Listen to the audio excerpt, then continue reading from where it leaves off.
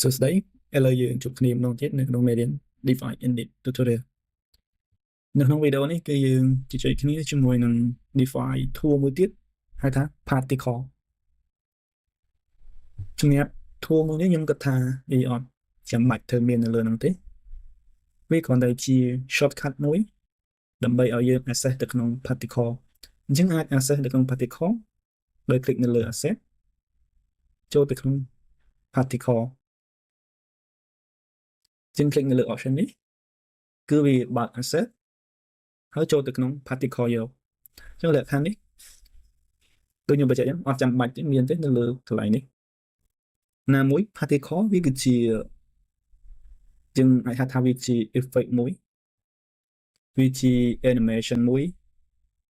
object ដែលមានលក្ខណៈជា animation នៅក្នុងហ្នឹងហើយក៏យើងមិនសូវជាប្រើច្រើនបានដែរយើងអត់ចាំបាច់ទៅការ shortcut ដើម្បី access ទៅលើវាលឿនអីមកទេដូចក្នុងលក្ខខណ្ឌនេះយើងគ្រាន់តែ download particle ណាមួយដែលយើងត្រូវការប្រើយើង click នៅលើហ្នឹងមកហើយយើង play វាអញ្ចឹងវាជាពពុះ asset គឺដូចគ្នាទៅនឹងអ្វីដែលយើងធ្វើដូចលើកមុនហ្នឹងអញ្ចឹងយើង position នៅលើវាទៅដោយសារតែ particle មួយវាមាន effect របស់វាផ្សេងពីគ្នាអញ្ចឹង property របស់វាគឺក៏ប្រែប្រួលតាមហ្នឹងដែរដូចលក្ខខណ្ឌកន្លែងនេះយើងឃើញយើងអាច scale particle របស់យើងឲ្យធំជាងមុនបានកម្រាស់ឡើងbrightness rotation color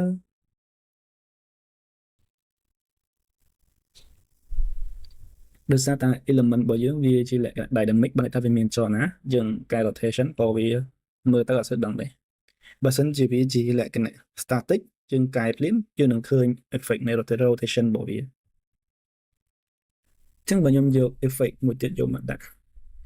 option មួយនេះ fork option យើង place ចូលមកអញ្ចឹងយើងនឹងឃើញ parameter របស់វាប្រែប្រួលតាមនឹងដូចគ្នាអ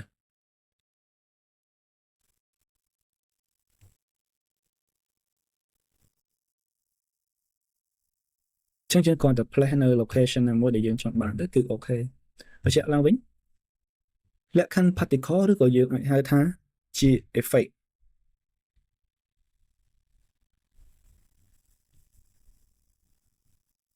ចឹង option របស់វាគឺអត់មានអីញញែច្រើនទេយើងគ្រាន់តែ select វាយកមកដាក់ចូលហើយ parameter របស់វាមានការប្រែប្រួលតាម effect ដែលយើងយកមកប្រើ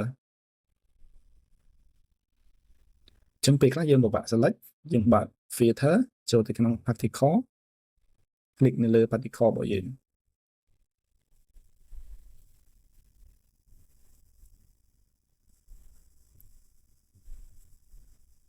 option នេះគឺវាអាចឲ្យយើង scale បានយើងអាចមើលតាមរបស់វានៅលើនេះបើសិនជាវាឲ្យយើង scale កាត់យើងក៏អាច scale កាត់តែបើអត់ទេយើងមានតែ high និង weight cannot this parameter របស់វាតាមនេះវិញអញ្ចឹងយើង scale បានគឺយើងឲ្យតម្លៃរបស់វា